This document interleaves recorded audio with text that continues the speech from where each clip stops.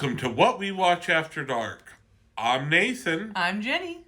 and today we are going to go over Unbreakable. It came out in 2000 with Bruce Willis and Samuel L. Jackson. It was directed by M. Night Shyamalan. And written. I haven't seen this movie in, I'd say, almost 20 years.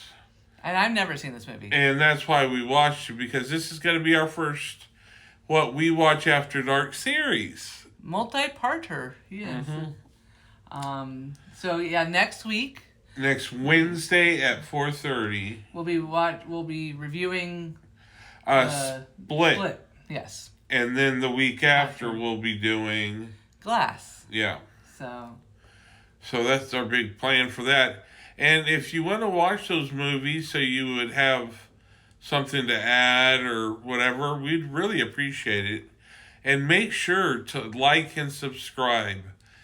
It really helps me, and I need that help bad.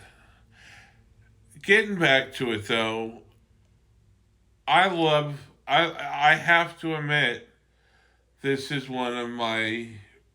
I would say it's in the top 20 of my favorite movies.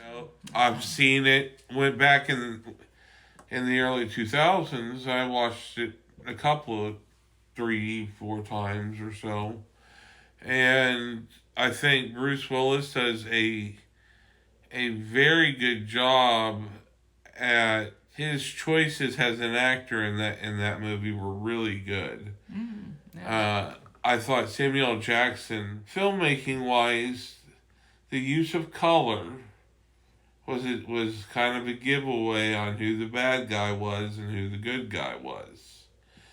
And if it was green, dark, or blue, they were usually okay.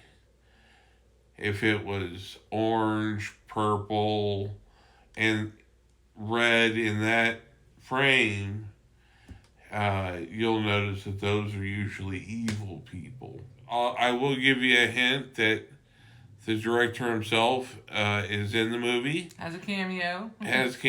See if you can figure out where. If you do, put it down below.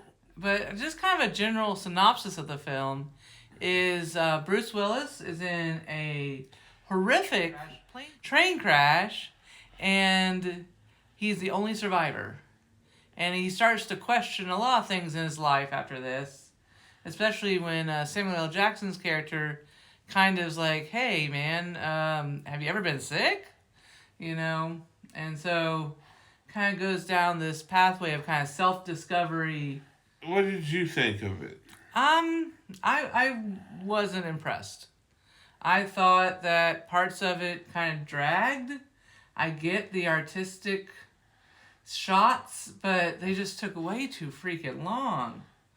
And that's just my opinion. Obviously, I don't have a background in the arts and the film, and it kind of ended weird, and it, like I said, just kind of dragged on. I'm like, can we get moving this plot along, I understand what you're saying, and I do agree it could have been cut at certain points. Literally, you could have... He was going for a very unknown look of... Kubrick's done this. Tarantino has done this. Mm-hmm.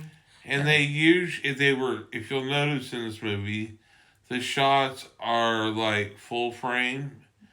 There's not a lot of mid shots, or they're close-ups. Mm-hmm. They're one of the two. They're not it's rare that we got a mixture in there, and that came off the top of my head. So, take that as you will. And supposedly this is one of Quentin Tarantino's favorite films. Yeah. So, obviously he's doing something right, and I maybe just... For storytelling, it had what it needed in there. Mm-hmm. And it did a really good... on a technical aspect, it really was what you would expect Okay, which reminds me, the missus told me earlier, which this is impressive too. This movie was shot in order. Mm-hmm. Per IMDb. Yeah. Has not been fact checked. I tell you what, why don't we go ahead and let them see the trailer? Okay, yeah, sounds good. Roll 'em!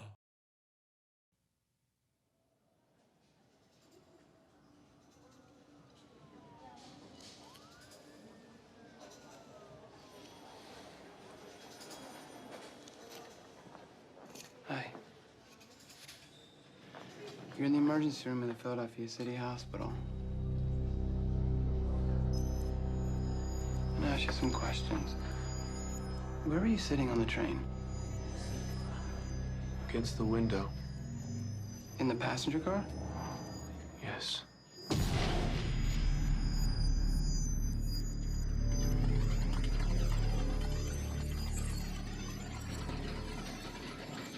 You're certain you were in the passenger car? Yeah. Where are the other passengers? Your train derailed. Took a curve too fast. A second train collided with yours after it derailed. The debris spread over 1 mile.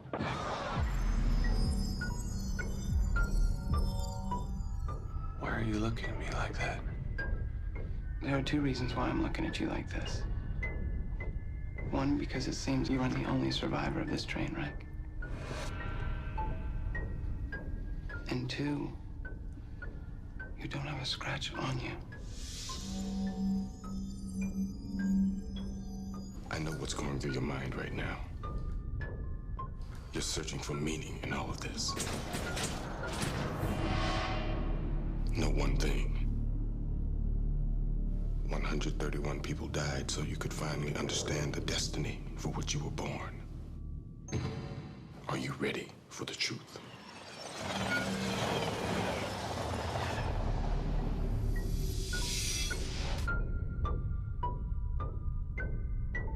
And we're back! I know you guys probably enjoyed that trailer. Mm-hmm. For me, it does get a 8. For the missus? Maybe a 5 out of 10. Okay, fair enough. We really appreciate y'all tuning in this week. Wait, would you recommend people to watch this? I would, especially film students or there are some people that consider themselves and like the aspect of silent characters. Like the colors and how it was shot, the room. Lots of shadows. Right. And lots of reflections. The camera was like pointing at like a mirror and it was showing what people were talking about, but they were opposite. Or like in the TV screen when Samuel L. Jackson was a kid, it's like the camera's focused on the TV screen, which is showing a reflection of what's happening. Now that is one part I felt like did not work. The first time was with Samuel L. Jackson in his comic book store gallery. Yeah. Well, even when he was a baby. I know, but what I'm getting at is we see that scene comes before these babies, and when you look at it, it's the first time, and it's very thin and hazy. I don't know. It's just too artistic for me. Well, you got 2 more. Right. But from what I understand, glass is like completely different. But I don't know. We could be wrong. We'll find out. You'll find out next week too. I just want to remind you that we love you. And we're posting videos every Tuesday, Wednesday, and Thursday. Thanks for watching.